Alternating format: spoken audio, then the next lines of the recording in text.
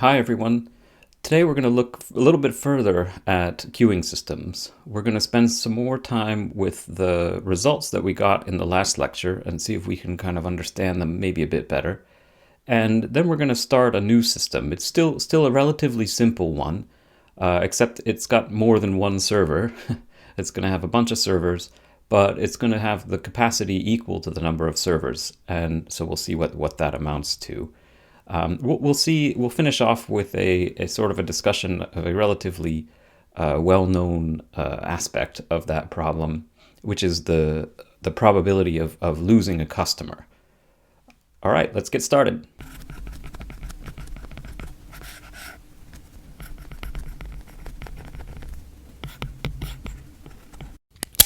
Start off by looking at the two systems that we saw in the previous lecture and trying to take a little bit of a closer look at the results. So the first one we looked at was the queue that's labeled by MM11 in the Kendall notation. And if you've forgotten what that was, you should go back and have a look. But the 1 and the 1 tell us that you've got a capacity of 1, and you've got one server. So there's no waiting for this queue. And what we found, so the state space, there's like capital S for the state space. It's only 0 and 1. And the birth and death rates always have a dependence on which state you're in, which we label by n. And so we've got, for this one, we had lambda n. It's quite a simple system. So this is the birth rate or the arrival rate. And so if n is equal to 0, so you're in state 0 with nobody in the system, then customers arrive at rate lambda. And if somebody is in the system, customers don't arrive at all, or at least they're not allowed into the system. And similarly for mu, the departure rate or the death rate, this guy also just has two values, and we say that if n is equal to 0, meaning nobody's in the system, then mu is equal to 0, nobody can depart. And if somebody is in the system, then the rate is this constant mu with no subscript. So these were the kinds of setups, and we were interested in, spent some time finding the stationary distribution, and it has two components, of course, because there's just two states. And the definition for that, of course, is the following. So it's the limit as time goes to infinity of the probability that x of t is equal to n. All right, and we found the results for this. We've got pi 0 is mu over mu plus lambda, and pi 1 was equal to lambda over mu plus lambda. And it's sometimes useful to look at these expressions in a different form. So I'm going to write an alternate version that's the same, just slightly rearranged. And so that's 1 over 1 plus mu over lambda. And this guy is lambda over mu in the numerator over 1 plus mu over lambda. Or sorry, 1 plus lambda over mu, and that should be the case in the other side too, so I'll fix that.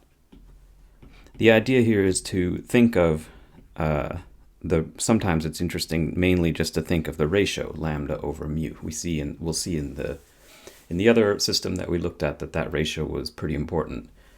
And so for these, it's handy, I think, to sort of just make a plot and see what do these things actually look like for different values of lambda over mu. And so let's put on the horizontal axis, we'll put lambda over mu.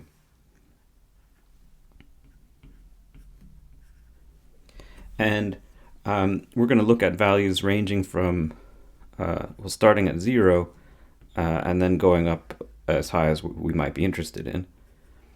And so I'll plot a couple of different, I'll plot both pi 0 and pi 1 on here. So why don't I just do pi 0 is going to be in red, and pi1 is going to be in, I don't know, oh, brown is probably too close.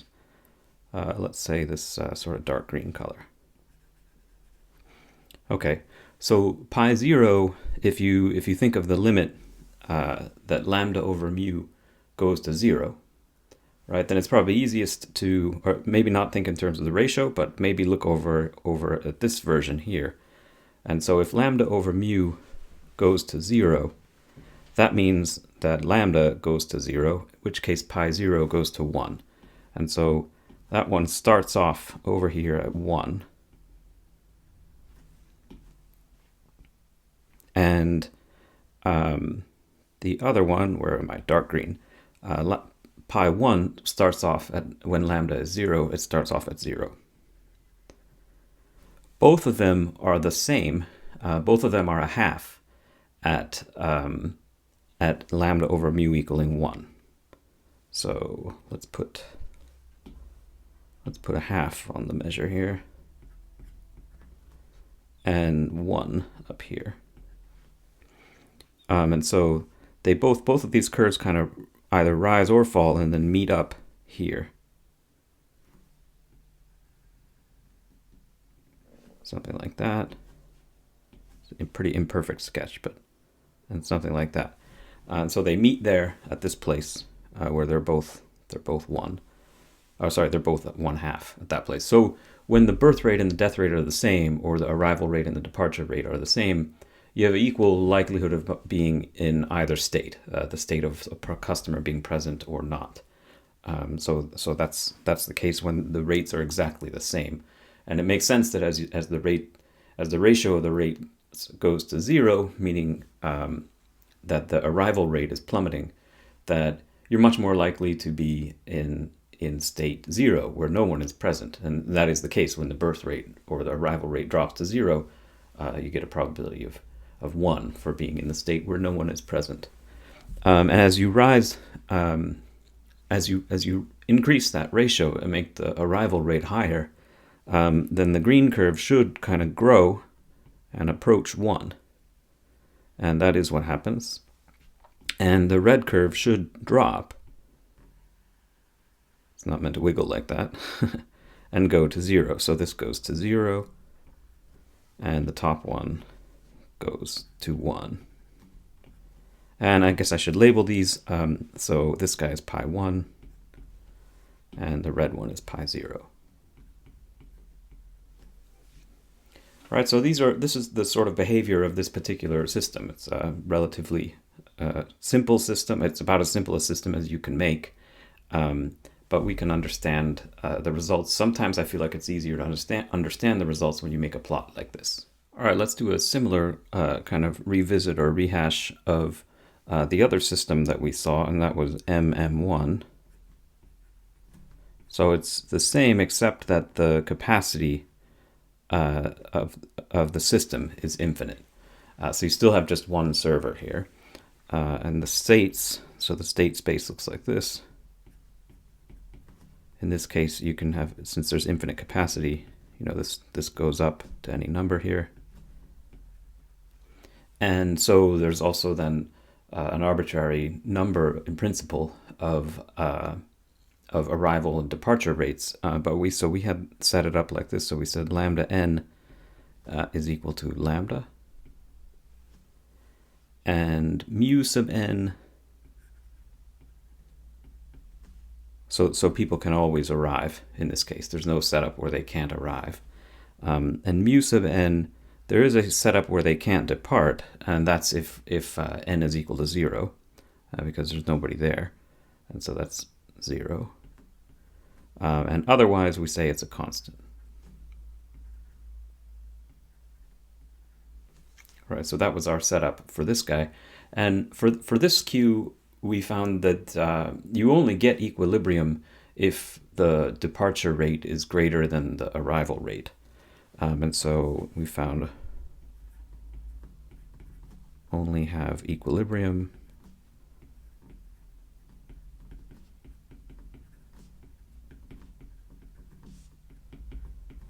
if mu is greater than lambda. And it's interesting to kind of say, well, what would, it doesn't mean you can't have a system where mu isn't bigger than lambda. Of course you can have this. And to be honest, it feels like every time I call a call center, this is what I've encountered. Where what's happening here, so if this doesn't happen, so if you don't have that condition, what do you kind of expect to see? So probably it looks something like this. It's just sort of a sketch. You probably would see something like this. So let's say this is time, and let's say this is, sorry, not time, this is n on the right. The horizontal axis is n. And then let's say this is pi sub n. So you want to see what is the distribution let's say we just pick some arbitrary time. And it probably looks something like this. So, it's probably peaked around something. Or maybe not, I don't know. But it conceivably might. So let's just put off the side. Maybe looks like this.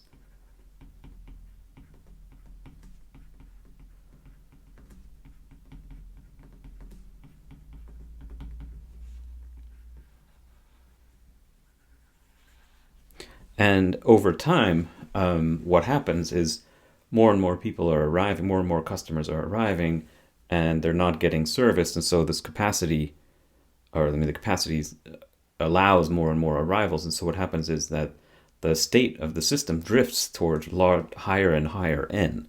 And so over time, so expect this peak to move to the right as t increases.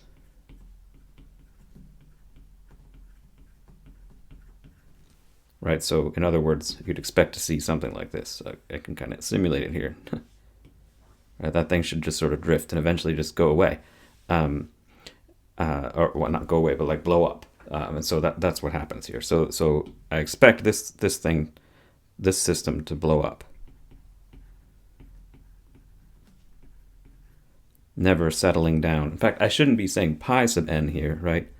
This should be u sub n, right? This is not pi. There is no stationary. There's no limit for this guy. Okay, but if it is possible to have an equilibrium, all right. So if so, meaning that mu is bigger than lambda, so you're able to keep up with the arrivals, then you would expect. So then we had this result. Pi sub n was equal to 1 minus lambda over mu times lambda over mu to the n. And you should spend some time making plots and trying to think about what this actually means.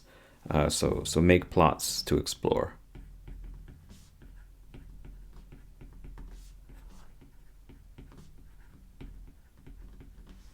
Right? You can certainly kind of see roughly what happens if you increase or decrease that ratio. You can get some kind of an impression of how things change. Yeah, but the general idea here is that you can only get this equilibrium condition if the departure rate is larger than the arrival rate. All right, let's make a little bit of a corollary for this MM1 system. So this system is a little more interesting than the first one because it can have people waiting. And so we'll make a corollary about the expected value of the number of customers in the system, as well as the number of customers just waiting in the system.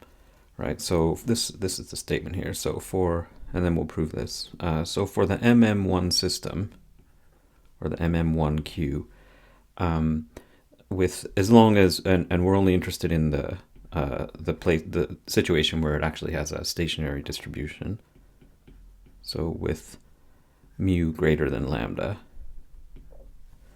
we can make the following claims. So the first claim is that the long-term expected value, so the limit as t goes to infinity, for the expected value of x of t this becomes, so this is the number of people in the system, number of customers in the system. This becomes lambda over mu minus lambda. Or in other words, lambda over mu over 1 minus lambda over mu. All right. And then the second part, this one's about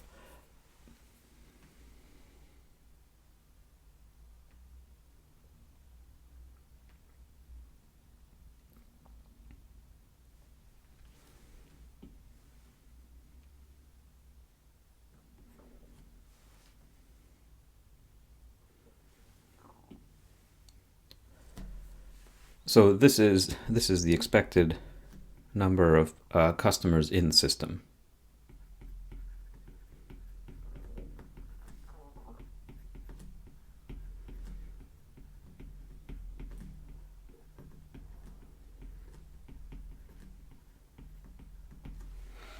We're also going to say something about the expected number of customers waiting, and so that is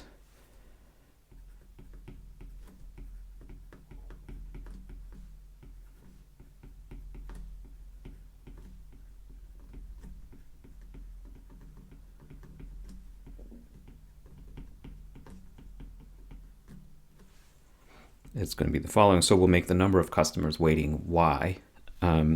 And so this is the second part of the corollary. So part 2, we'll say that the limit as t goes to infinity. So let's say number of customers waiting. We'll call this y. So the expected value of this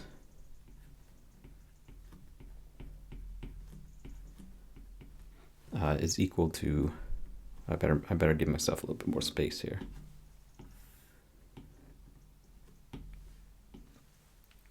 This is equal to lambda squared over mu minus lambda.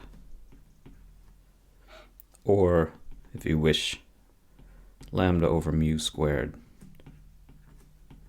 over 1 minus lambda over mu. All right, so just a couple things. So we'll prove this. It's relatively simple to prove. But before we do it, it's worth kind of just making notice of a couple of things. So notice the following things. So first of all, the expected value does blow up as lambda over mu approaches 1. Well, they both do. So as lambda over mu approaches 1, this is going to blow up. And so this denominator is going to go to 0, and so is this one. So both of these blow up as that ratio goes to 1, as you would expect. So both blow up as lambda over mu goes to 1. Right, so that's to be expected, I think. And also their ratio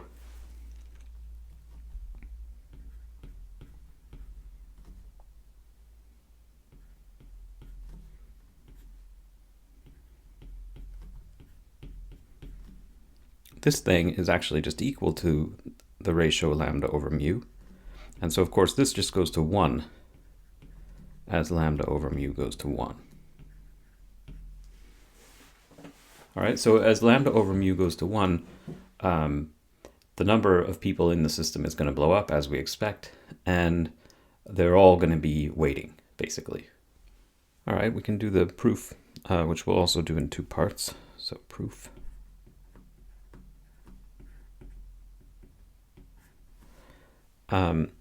So the first part, it's basically straightforward. We're going to encounter an interesting sum, but so part 1 of this proof. So remember before we found before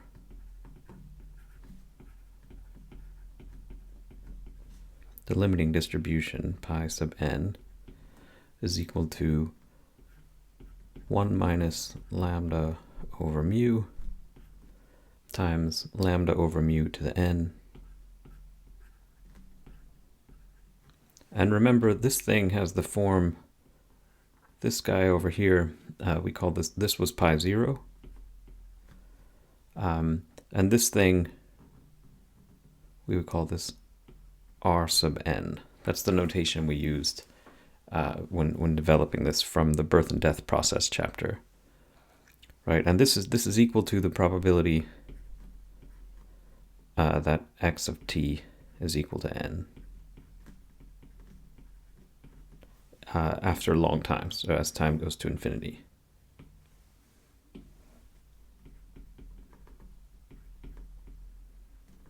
All right, so this is what we had found before. So the expected value then, the limiting value of that,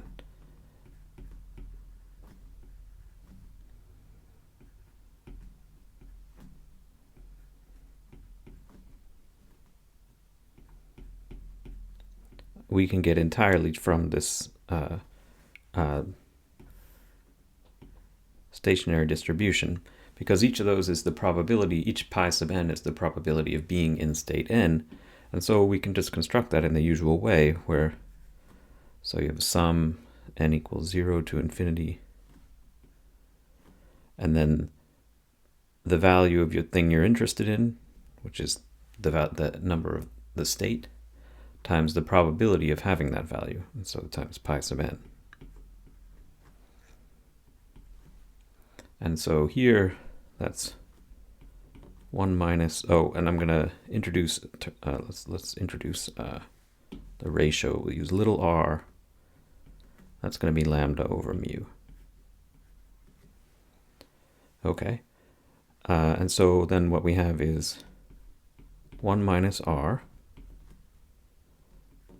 times the sum n equals 0 to infinity of n times r to the n. And you may have done this sum already. I'm not sure if you have or not, but so we'll do it just because I'm not sure if you've done it already. And so I'll put over here like recall, which I always loved when my professors would say recall, like, remember when we did that? I never, as a student, remember. Almost every time a professor said recall, I was like, I don't know what they're talking about. So yeah, recall the following. So we're going to just work on this sum here, this bit over here. All right, and so let's make the sum s. So that's the sum n equals 0 to infinity of n times r to the n, right? And then we multiply that sum by r, so we get r times s, and this is the sum of n equals 0 to infinity of n times r to the n plus 1. And then I'm going to re-index, so I'm going to use m, and that's just going to be n plus 1. So if I do that, then what I've got is, this is the sum m equals 1 to infinity of m minus 1 r to the m, right?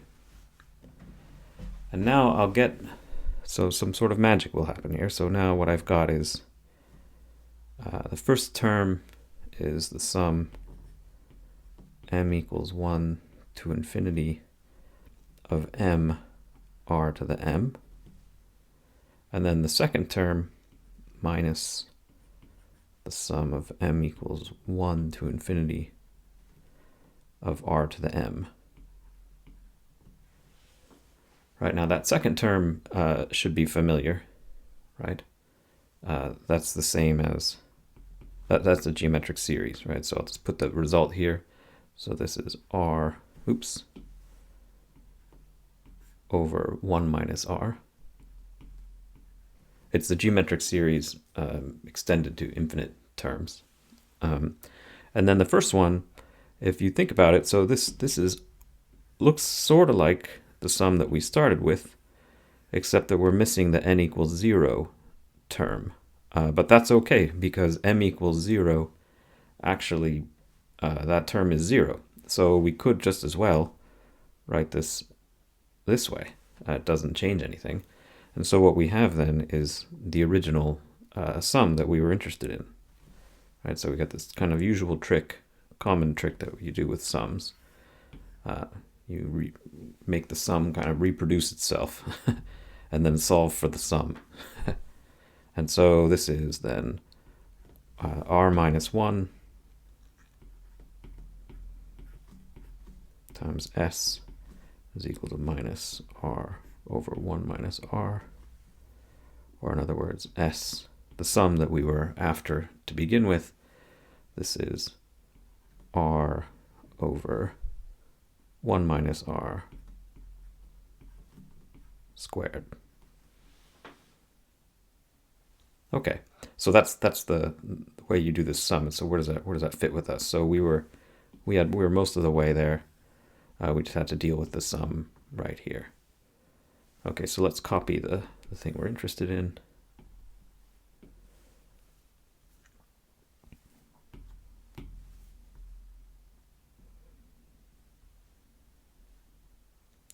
And this is, so go back and look, so it's 1 minus r times our sum.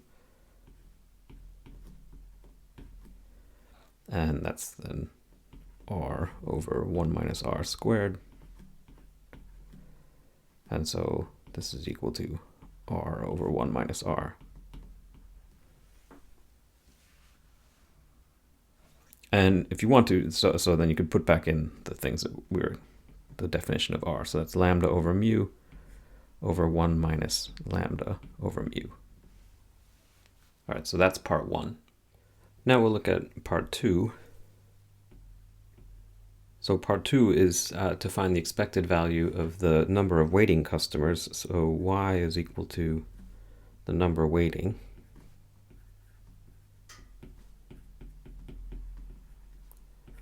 And the number waiting is of course just the number of the system minus the number that are in service. So this is number in the system, which I'll just write as x minus the number in service.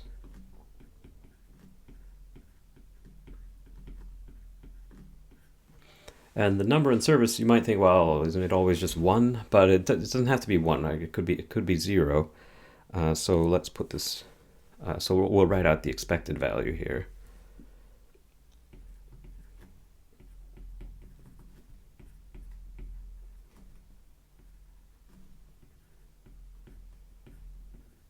And the first part, of course, is just the expected value of x. And so that's r over 1 minus r that we just showed. And then minus the limit as t goes to infinity of the expected value for the number in service.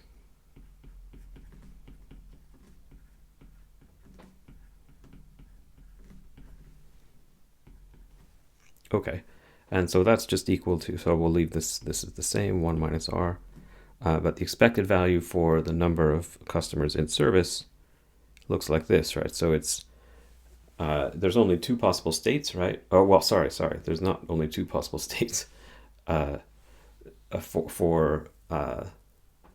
the system. So what we have is the probability of being in state 0, so that's no customers in service. There's only 2 possible values for number of customers in service. That's no customers in service times 0 for no customers in service, so that first term's just 0. And then plus the probability of having 1 customer in service, and that's just 1 minus pi 0. Right, so that's whenever you're in any other state, there's 1 customer in service, and then times the number of customers in service, 1. Right?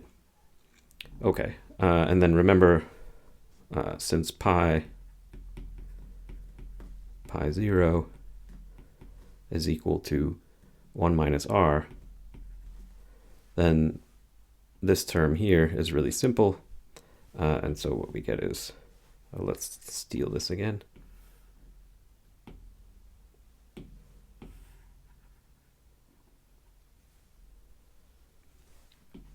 And so this is r over 1 minus r minus, and then the first term is 0, and then 1 minus pi 0 is just r. And so we get r. Okay, and then you can rearrange this. I'll leave the algebra up to you, but this is r squared over 1 minus r. And that's the expected form, so that's lambda over mu squared over 1 minus lambda over mu. And that's the end of the proof. Now we'll do our next queuing system. And so this one is going to be pretty similar. Well, it's only just a slight deviation from the simple ones we've been looking at. It's still pretty simple. So our next system will be M, and then S, S.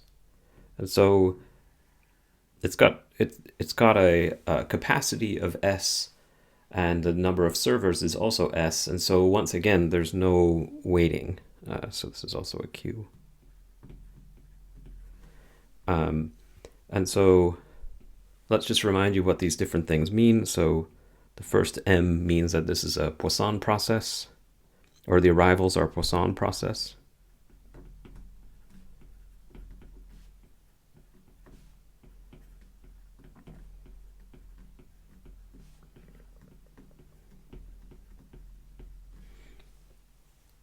And the second dot means that the service times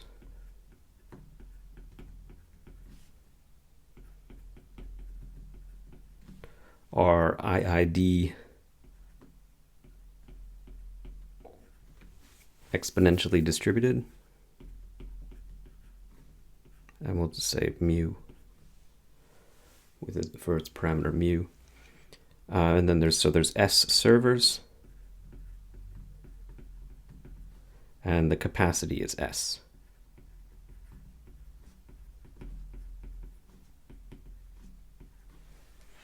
Okay, so this one is, again, we're going to say it's a birth and death process.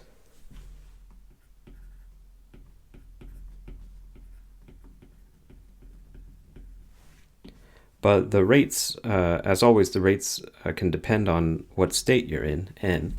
And here, there's no weighting, but you could have the capacity, and the capacity can range between 0 and S. So you could have up to S customers in the system, but they're all being serviced. Okay, so this is a birth and death process and looks like this. So we'll say the arrival rates look like this. So they're going to be lambda as long as n is below S and bigger than 0, or not, sorry, I'll just write it out. So as long as n is greater than or equal to 0 and less than S, right? And if you're equal to S, there'll be 0. So I should write here, like, if n is equal to S. Sorry. However, I want to be able to put the indices, this is just sort of a quirk of mine. I would prefer to be able to put the indices larger than S in some of my expressions. And if I want to do that, then I better shut off the arrivals. Those are sort of like, those are sort of impossible scenarios. And so I'll say this is for greater than or equal to S. All right, and mu is where things get a little more interesting. So mu sub n, the rate at which a customer gets processed. This depends, as you would expect, on the number of customers being serviced. So it's n times mu, right? So it's 1 mu per customer in the system is the rate at which people are leaving the system. And so this is true only for 0, for any n less than or equal to 0 and less than or equal to S. And there really isn't any other possible value for n, but just for consistency, and again, so that I might be able to make use of equations or indices outside of this range, I'm going to say that we have 0 for n greater than S. But again, n being the capacity or the number of customers in the system can't actually be bigger than S for this. And this arrangement makes it so. All right, and so this is a birth and death process with these rates. And you can see in your supplemental notes, so notes discuss this guy here.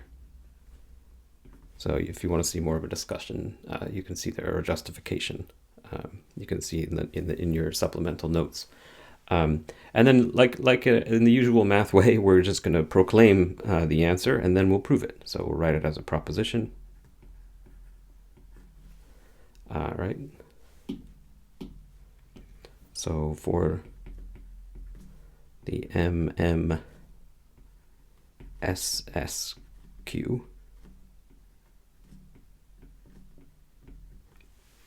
and then I'll just put like with lambda and mu parameters.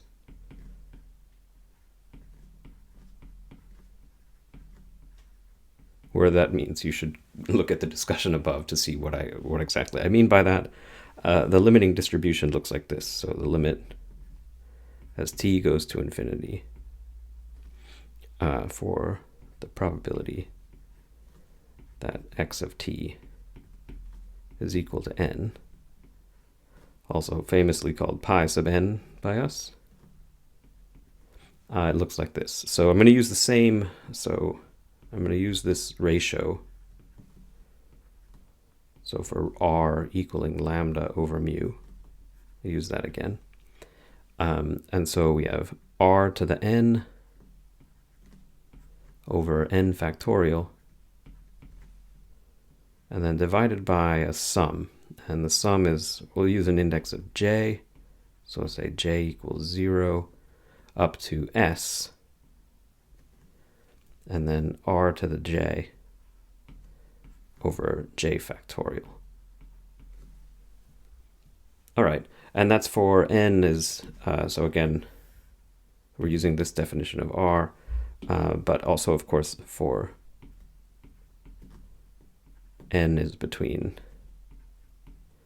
0 and s. So this proof is pretty simple. It's just a direct reference to the proposition before about birth and death processes. All right, so from the proposition, I think it was called 5.4, maybe, hopefully. This is the birth and death process limiting distribution.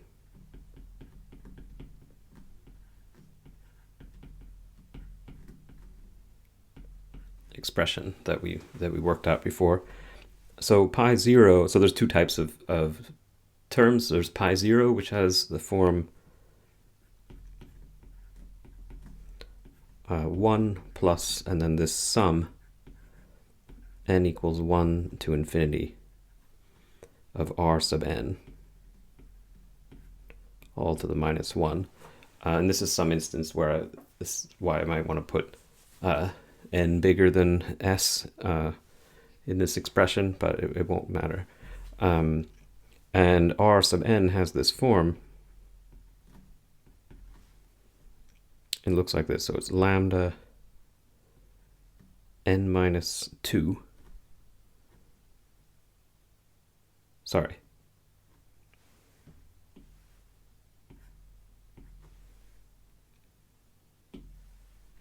It's lambda n minus 1 times ... down to lambda 0 over mu sub n ... to mu. And then this is for n less than or equal to s, really. But you could use my rules and that should work out nicely. Or maybe actually it won't, so better just say, so for r n greater than s, that's just 0. Okay, and so that your sum doesn't include any of those. And so this thing, for us, this just looks like this. So it's lambda to the n, because all the lambdas are the same, over, and then each of those mu's, right? Mu sub n is n times mu. And so this is n factorial times mu to the n. And if you want to, so that's the same as little r to the n over n factorial, where little r is lambda over mu. Okay, so that's the structure of this thing. And so what does pi 0 look like? So pi 0 is then 1 plus the sum of n equals 1 to infinity of r to the n, little r to the n over n factorial, all to the minus 1. But that's, so the 1 term, we could make that the n equals 0. We can put that into the sum. And so what we get is the sum of n equals 0 to infinity. Or sorry, the sum only goes up to s, right? Because of this right here. And so this is the sum of n equals 0 to s of r to the n over n factorial, all to the minus 1. So that's pi 0. And that does have the correct form. So if you go back and look, what do we expect? What are we claiming? It's supposed to have this form here, right? It certainly has the bottom part. That's what we just showed. But what about this? Well, when n is equal to 0, r to the 0 over 0 factorial, that's just 1. And so this is correct. So if you wanted to, you could remind yourself, yeah, this looks right. This is r to the 0 over 0 factorial divided by the claimed sum. And I think I used j. So we'll say j is equal to 0 up to s of r to the j over j factorial. And so that's the correct form for pi 0. And then for all the other ones, pi sub n, remember those were equal to r sub n times pi 0. And then r sub n is this guy here. And so we get the expected form. So this is r to the n over n factorial over the sum over j equals 0 to s r to the j over j factorial. And this was the promised form. So we'll finish today with just a sort of a remark about an interesting aspect of this particular problem that we just worked out. So it's just a remark.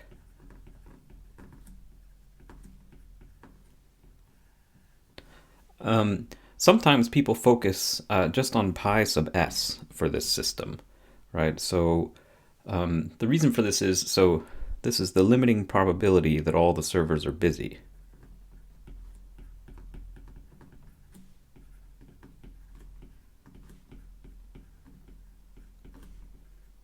Limiting meaning at late times. And if all the servers are busy in this system, there's no waiting, right? So there's no place for a customer to go. So you can certainly imagine lots of scenarios like that, like maybe with a call center, if there's a limited number of lines and maybe there's no hold system. Or maybe nobody ever listens. Maybe nobody ever stays in those hold systems. It's certainly tempting not to wait in those things. And so this thing is, so this is pi sub s, right? So it's the limit as t goes to infinity of the probability that x of t is equal to s. Meaning the system is full, right? And we have a formula for that. Just take it from up there. I'll just duplicate it.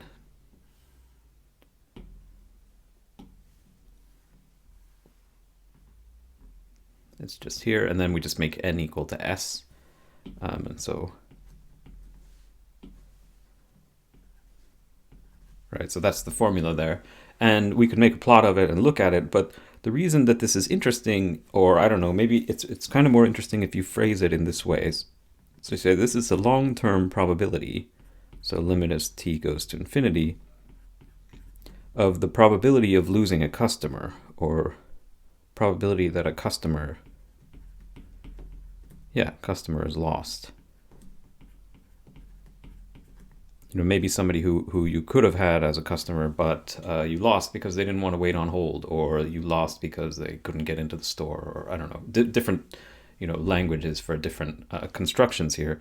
And this has a name. The result, this is called, so this formula here, this guy here, so this is called Erlang. I'm not sure how to say that. Erlang's loss formula.